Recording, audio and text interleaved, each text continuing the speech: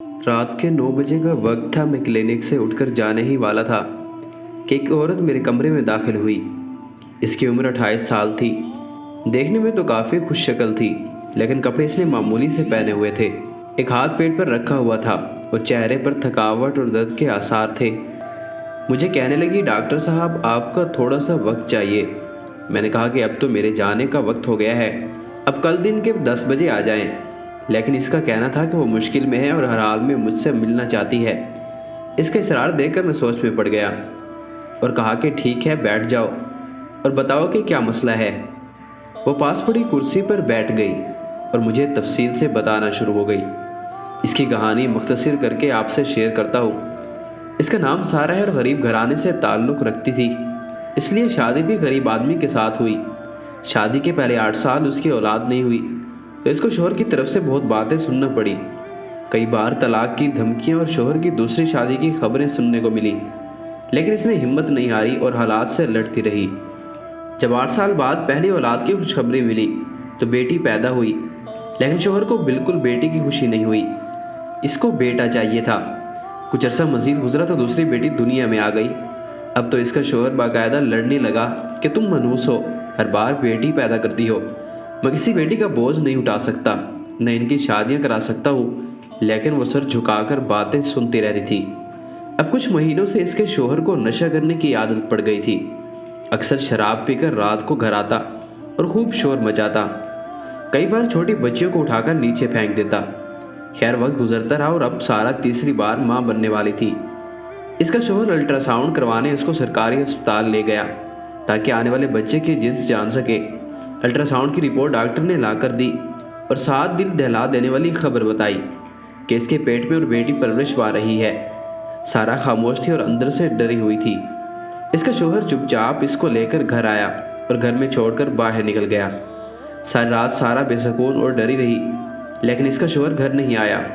دوپہر کو سارہ لیٹی ہوئی تھی کہ اس کو نیند آ گئی۔ اچانک اس کو غیر معمولی شور سنائی دیا۔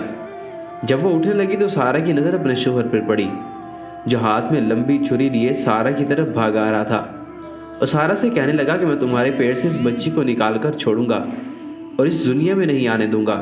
سارہ گھبرا گئی اور اٹھ کر باہر کو بھاگی، لیکن اپنے شوہر سے نہ بچ سکی اور چھری سے سارہ کے پیٹ کو چیر دیا۔ اس کا شوہر جو اس وقت بھی شراب میں تھا، سارہ کی خراب حالت دیکھ کر اس کا شوہر گھر سے بھاگ گیا۔ سارہ اپنے پیٹ کو سنبھالتی ہوئی سرکاری ہسپتال میں گئی، لیکن انہوں نے پولیس کیس کہہ کر علاج کرنے سے انکار کر دیا۔ پھر وہ چند اور قریب ہسپتالوں میں گئی، لیکن سب نے پولیس کیس کہہ کر علاج نہ کیا۔ تو وہ گھر آئی اور خود ہی زخم کو صاف کرنے لگی۔ زخم کافی لمبا تھا لیکن گہرا نہیں تھا۔ پھر اس کو کسی ہمسایہ نے میری کلینک کا نام بتایا کہ وہاں چلی جاؤ، وہاں ڈاکٹر بہت خدا ترس ہے اور غریبوں کا مفت علاج کرتا ہے۔ تو سارہ میرے سامنے بیٹھی ہوئی تھی۔ اگر وہ 10-5 منٹ لیٹ ہوئی تو میں گھر نکل چکا ہوتا۔ میں نے اس کا قمیض ہٹا کر دیکھا تو میری آنکھیں بھر آئی۔ چھری نے کافی لمبا زخم لگایا تھا، لیکن خوش قسمتی سے گہرا نہیں تھا اور میری انگلی زخم کے کافی اندر تک چلی گئی۔ میں نے نرس کو بلا کر سارہ کو اس کے ساتھ آپریشن تھیٹر بھیجا اور پھر خود بہت احتیاط سے اس کا زخم بھرا اور ضروری ٹریٹمنٹ کر کے اپنے ایک دوست کو کال کی جو پولیس میں آفیسر تھا۔ اس کو ساری بات سنائی۔ اس آفیسر نے سارہ کی دونوں بچیوں کو اپنی امانت میں لیا اور تینوں ماں بیٹیوں کو دارالامان چھوڑ کر آیا۔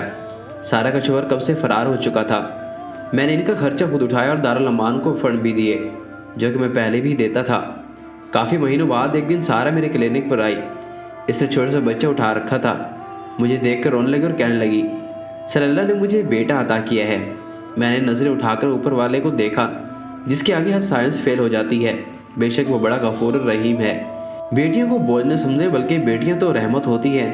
بیٹیوں کی وجہ سے گھر میں رونق ہوتی ہے۔ اللہ سے بیٹیاں بہت کم لوگ مانگتے ہیں اور جو مانگتے ہیں وہ پہلی بیٹی کا اچھا نصیب مانگتے ہیں۔ ڈر بیٹی سے نہیں، اس کی نصیب سے لگتا ہے۔ عورت کے لیے بہت ہی مبارک ہے کہ اس کی پہلی اولاد لڑکی ہو۔ جب کوئی لڑکی پیدا ہوتی ہے تو اللہ تعالیٰ فرماتے ہیں کہ لڑکی تو زمین میں اتر، میں تیرے باپ کی مدد کروں گا۔